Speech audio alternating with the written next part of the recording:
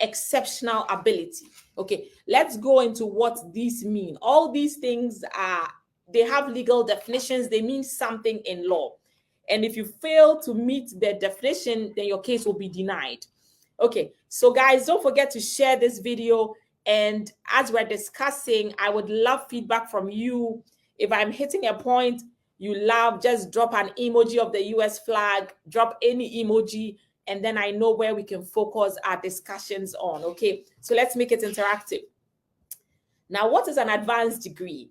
An advanced degree means that you have a PhD, a master's, or a bachelor's plus 5 years of progressive work experience, post-bachelor's progressive work experience in a qualifying field. Okay, now let me go here.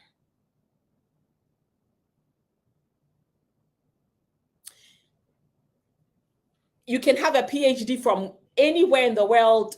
You can have a PhD from the US. So you can have a PhD, master's, bachelor's plus 5. These degrees do not have to be from the United States.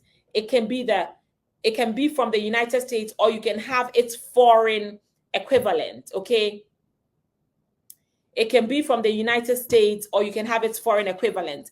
We need to make sure that you have the foreign equivalency of these advanced degrees. So if you have a bachelor's degree in, say, IT, and you have in the field of IT, and you have 5 years of post-bachelor's experience in the field of IT, then you qualify for the NIW because you have an advanced degree. If you have a PhD, you qualify for the NIW because you have an advanced degree. So an advanced degree means you have a PhD, master's, or bachelor's plus 5.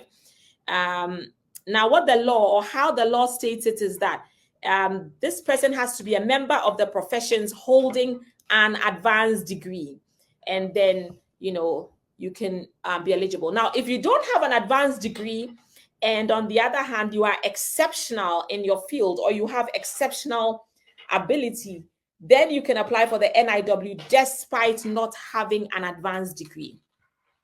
Exceptional ability means that you have a degree of expertise that is significantly above that is ordinarily encountered. You are creme de la creme.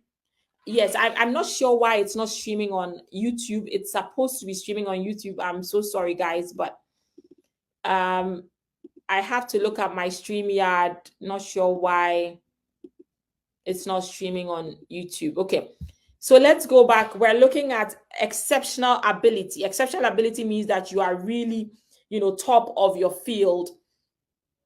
And the law has given some criteria in order to be eligible for exceptional ability. The law has given about 6 or 7 criteria. You have to demonstrate 3 of them, and you command a high salary.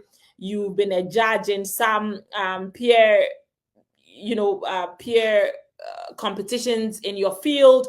There's a number of them. We're not going to be focusing on exceptional ability, but there's a number of criteria that you can show to demonstrate that you're somebody who has exceptional ability. You've made a lot of publications, or you have a lot of articles that have citations and the like.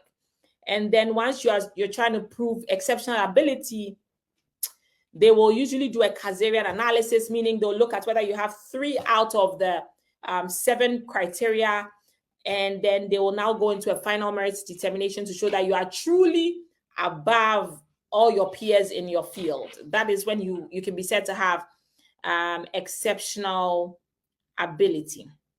Okay, all right, so that's it. So once you have an advanced degree or you have exceptional ability, then you can apply for, or you are eligible for EB2 and NIW. Again, please note that exceptional ability is different from extraordinary ability under US immigration law. Now, the next thing is national interest. When we say that, okay, you are coming to undertake something in the US that has national interest or is in the interest of the US, what does it mean? You are asking the government or the USCIS to waive job offer labor certification because it's in the national interest. What does that mean? What are you coming to do that's in the national interest? right? You have to remember that you need to establish that you merit a discretionary waiver of the job offer requirement in the national interest. And this waiver is discretionary. It means that nobody owes you an approval. It's a discretionary thing. So it's a subjective element. The adjudicator has to be satisfied. Okay, the adjudicator has to see that it's in the national interest to deem it worthy of your labor certification requirement or job offer to be waived in the interest of the United States. All right, let's move on to the next slide. So now, what is national interest? What is national interest? National interest is not defined in the statutes, is not defined in regulations. Now, if you're saying that you're coming to the US to undertake something that is in the national interest, it hasn't been defined. So we have to look into the wild to find out, if I'm coming to bake, I'm coming to open up a bakery store to bake, is it in the national interest? I'm going to be providing delicious cupcakes to people in Virginia, and so that should be in the national interest. I'll be making them happy. I'm selling pink cupcakes, right? But the law defines what is national interest, and a case law known as Matter of Danasa provides this framework of what national interest means. Let's look at what the framework is. The framework, guys, remember that in order to even enter into this playing field to discuss the framework, you have to have an advanced degree or be of exceptional ability. Now, the framework has 3 prongs or 3 areas, and you have to meet all 3 prongs in order for your case to be approved, and so that you can apply for a green card or an immigrant visa based on the EB2 NIW. Number 1, you have to show that you have a proposed endeavor that has substantial merit and national importance. I'll be breaking all these things down, so don't worry. Number 2, you have to show that you are well positioned to advance that endeavor. And number 3, you have to show that waiving the job offer requirement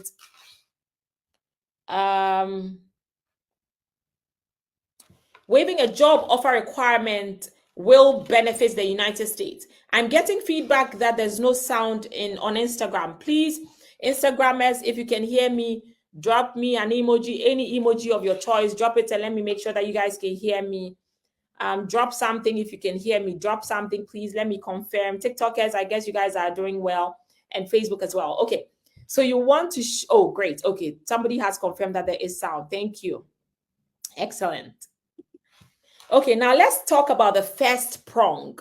The first prong of what you have to show is that, well, the first prong focuses on what your endeavor will be, okay?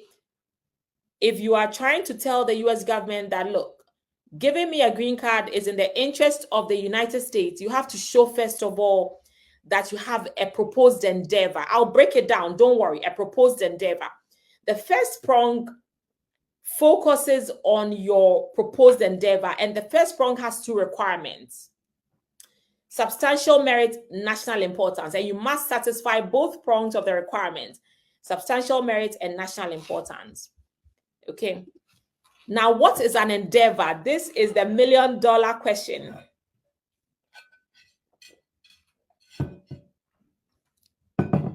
Okay, so what is an endeavor? An endeavor is more specific than the general occupation.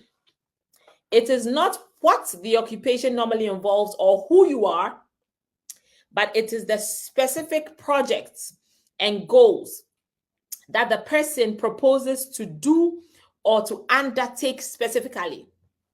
So as I tell my daughter all the time, a verb is a doing word, right? So an endeavor, think about it as a doing word. What are you coming to do in the United States? So when they tell you that, well, show us that you have an endeavor that merits a waiver of the job offer requirement and the labor certification, it does not mean tell us who you are. Oh, hi there, I'm a lawyer.